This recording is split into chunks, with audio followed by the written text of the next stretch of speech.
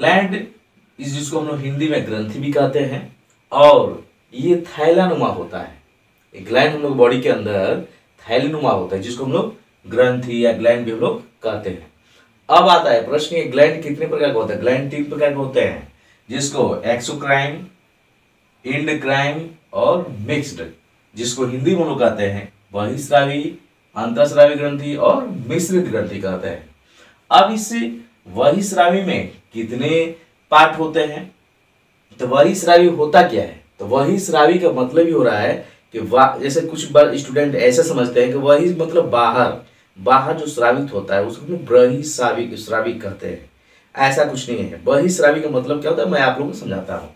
बहिस्रावी का मतलब ये होता है कि इसमें बहिस्रावी में एंजाइम श्रावित होता है, और इसमें डक्ट मतलब नली की इसमें आवश्यकता होती है। फिर ये इसमें ब्लड, यहाँ लिखा हूं मैं ब्लड, इसमें ब्लड से कोई कनेक्शन नहीं होता है, जो ये बहिस्रावी में होता है। अब बहिस्रावी में ये पोर्शन पाए जाते हैं। फिर अंतःस्रावी किसे कहेंगे? तो इसमें अंतःस्रावी में क्या होगा? हार्मोन आएंगे, जिसमें इनमें डक्ट या नली की आवश्यकता होती है, नहीं होती है। इसमें इसकी जरूरत नहीं होगी। इसमें ब्लड रहेंगे, ब्लड से कनेक्शन इसमें रहेगा। फिर मिक्स्ड ग्रंथि उसे कहते हैं, या मिश्रित स्रावित उसे कहते हैं कि एंजाइम और हार्मोन दोनों से मिलकर ही इस मिश्रित ग्रंथि का निर्माण करता है। ठीक है।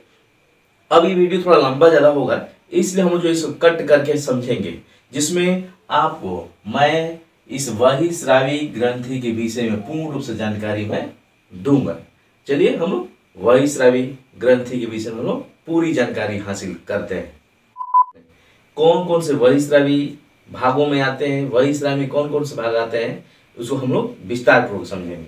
चलिए वीडियो को देखते हैं, जिसको हम लोग एक्सोक्रीम ग्लैंड्स कहते हैं, जिसको हम बहिस्रावी ग्रंथि कहते हैं। इस बहिस्रावी ग्रंथि में पहला आता है सर्कुमेन ग्लैंड्स, जिसमें कान हम लोग का आता है। अब कान में मोम का निर्माण होता है। मोम मतलब जो हम लोग कहते हैं कि अरे कानवा में क्या बार बार खून, जो लोग बार बार खोट को बार बार निकालते हैं, तो उसमें इसमें जो है ये सर्कुलम ग्लैंड बार बार निर्माणित होता है। इसलिए बार बार कान को कभी खुजली भी नहीं करना चाहिए। इसलिए कि मोम का जो निर्माण हो रहा है, किसी नली की जरूरत पड़ती है, किसी ब्लड की जरूरत पड़ती है? नहीं पड़ती है। इस तरह इस मोम का निर्माण हम लोग कान में इस सर्कुलम मेन ग्लैंड के द्वारा निर्माणित हो जाता है। आगे देखते हैं दूसरा, ये लेक्राइमल ग्लैंड। ये लेक्राइमल ग्लैंड जो है हम लोग को आंखों में पाया जाता है। जैसे मैं यहाँ पर फिगर में बनाया हूँ, और यहाँ 2 और 3 में मैंने लिखा है। इसमें है क्या कि आंख में जो है ये होते हैं, जो आंसू के रूप में, पंक्टम स्टोर के रूप में ये काम करते हैं। अब पंक्टम स्टोर में ही ये आप हमारा जो है आंसू इसमें इकट्ठा होते हैं, और इकट्ठा होने के बाद ये स्रावित होते रहते हैं समय समय पर। या छोटे छोटे बच्चे जो हमेशा रोते रहते हैं, तो ये पंक्टम स्टोर में ही आंसू इकट्ठे होते हैं, और यहीं से आंसू जो है बार बार स्रावित होते रहते हैं। जिसमें इस आंखों में लाइसोजाइम एंजाइम पाया जाता है। ये लाइसोजाइम एंजाइम के द्वारा ही जो छोटे मोटे बैक्टीरिया होते हैं, इस बैक्टीरियों की लाइसोजाइम एंजाइम मारने का काम करता रहता है, बाहर से करता रहता है। लेकिन थोड़ा सा और जानकारी करते हैं, जिसमें देखिए दूसरा जो है मैं लिखा हूँ, मतलब लेक्राइमल ग्लैंड। ये लेक्राइमल ग्लैंड जो है हम लोग के आंखों के ऊपर पाए जाते हैं, इधर उधर ये आंखों के ऊपर पाए जाते हैं, जिसमें हम लोग लेक्राइमल ग्लैंड कहते हैं, जो आंख में यहाँ से स्रावित होता है, और जिसमें ब्लड वहां से भी नहीं स्रावित हो रहा है, ब्लड से भी कहीं नहीं निकल रहा है, इसलिए इसको हम लोग जो है ये बहिस्रावी ग्रंथि मानते हैं। फिर ये तीसरा मैंने स्टेप लिखा है, तीसरा जो है मियोबियम ग्लैंड कहा जाता है। मियोबियम ग्लैंड जो तीसरा, जो आंखों के निचले पोर्शन में पाया जाता है, निचला पोर्शन, ये निचले पोर्शन को जो है मियोबियम ग्लैंड इसमें पाया जाता है। और पंक्टम स्टोर किधर है?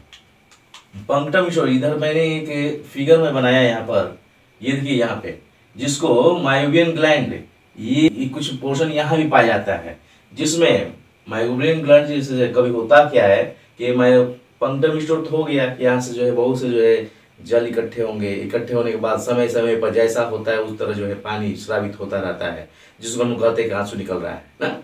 अब होता क्या है कि इसमें म्यूबियन ग्लैंड, जिसमें ऐसे काटते हैं कीचड़ को, जिसको हम लोग आंखों से काटते हैं इधर साइड में, तो साइड वाला पोर्शन ये म्यूबियन, ये भी ग्लैंड ही है, जिसकी वजह से यहाँ भी जो कीचड़ नुमा मुंह निकलता रहता है, मतलब यहाँ भी किसी ब्लड की आवश्यकता नहीं है।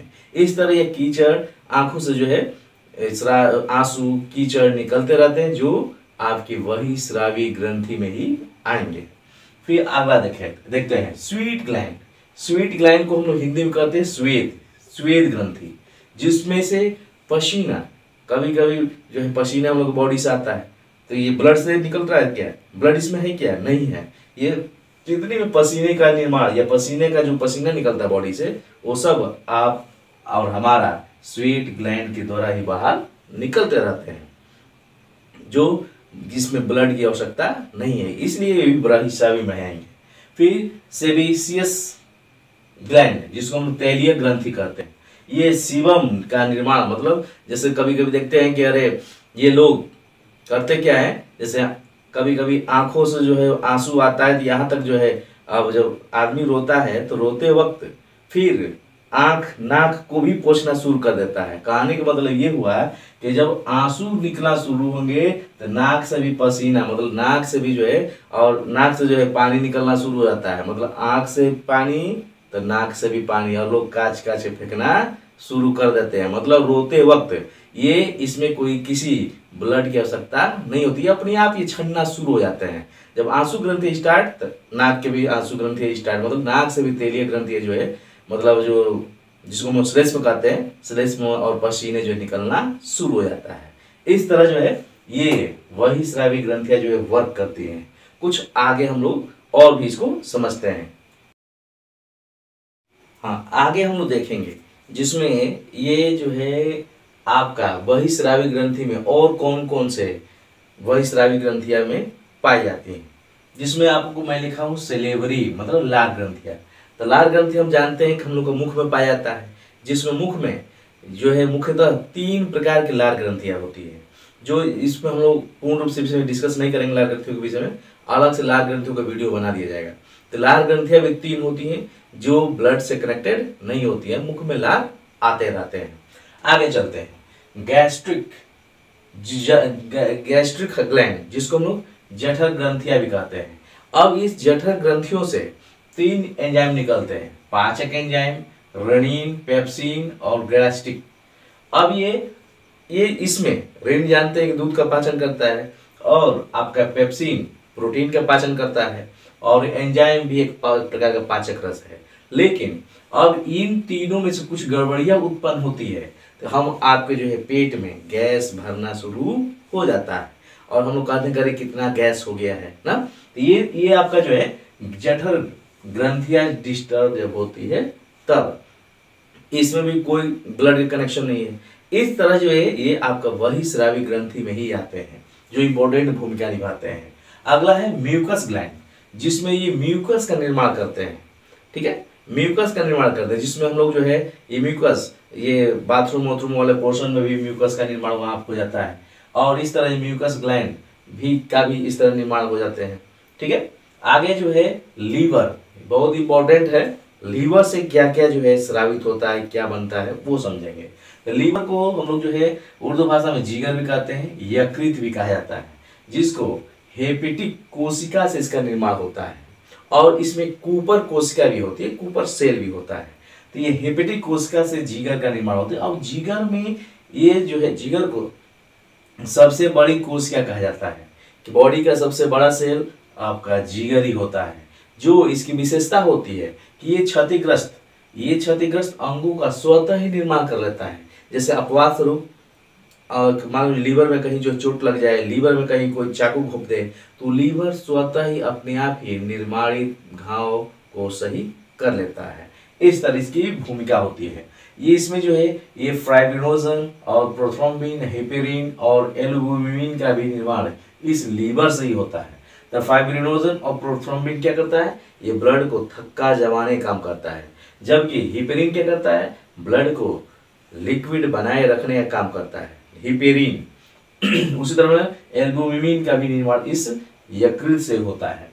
बिलिरुबिन का निर्माण, जो बिलिरुबिन का क्या निर्माण होता है, जैसे हम लोग बाथरूम करते हैं तो बाथरूम में होता क्या है कि बाथरूम में करते वक्त उस बाथरूम जो निकलता है पीला टाइप का निकलता है, तो बिलिरुबिन बॉडी में हल्का फुल्का निकलते रहते हैं कि बिलिरुबिन की मात्रा जब बढ़ जाती है तो पीला किसके लिए बिलिरुबिन करने के लिए है, बाथरूम को पीला करने के लिए थोड़ा बहुत निकलता रहता है। लेकिन ये बिलिरुबिन जब अधिक मात्रा में निकलना शुरू हो जाए तो पूरा शरीर जो है पीला पीला होने लगता है, मतलब जिसको हम लोग कहते हैं क्या, फिर आंखियों के पियर होने लगता है, जिसको हम कहते हैं कि पियरी हो गया है।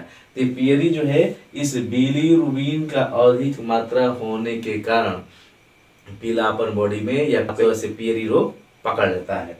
अब उसी तरह में यो अमोनिया का भी निर्माण करता है, जिससे यूरिया बनता है जो मूत्र का उत्सर्जन करते हैं।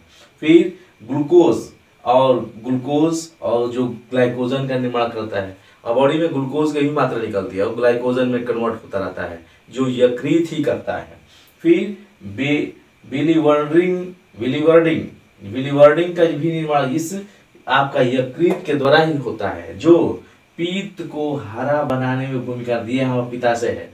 इस पीत को जो है हरे वर्ण देने के लिए आपका बिलिवर्डिन का जो है निर्माण ये पीत को हरा बनाने में किया जाता है, जो बिलिवर्डिन इस यकृत से ही बनता है। अब कार्बोहाइड्रेट से जो है फैट्स की मात्रा बनती है, जो लीवर से ही बनता है। जैसे आप लोग किसी गरीब लोगों को देखे होंगे, बस रोटी नून या रोटी अचार रोटी जो है चटनी खाते रहते हैं, फिर भी मोटे और तगड़े रहते हैं।